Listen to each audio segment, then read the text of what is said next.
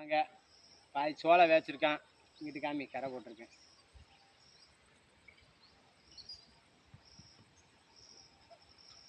இது புல்லு குச்சி மாட்டு தீவனம் நடுவாங்க. கீழாக கிழிச்சு இது மாட்டு தீவனம் நடுறதுக்கு இந்த கீழாக கிழிச்சிருக்கான். இதில் குச்சியை வெட்டி நடணும். மாட்டு புல்லு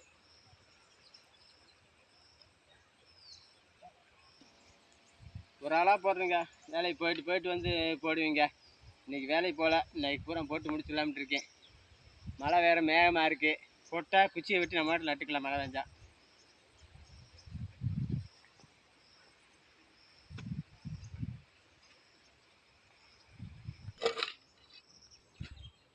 கரை போடணும். குச்சிக்கு புல்லு குச்சிக்கு நல்லா பெருசாக போடணும்.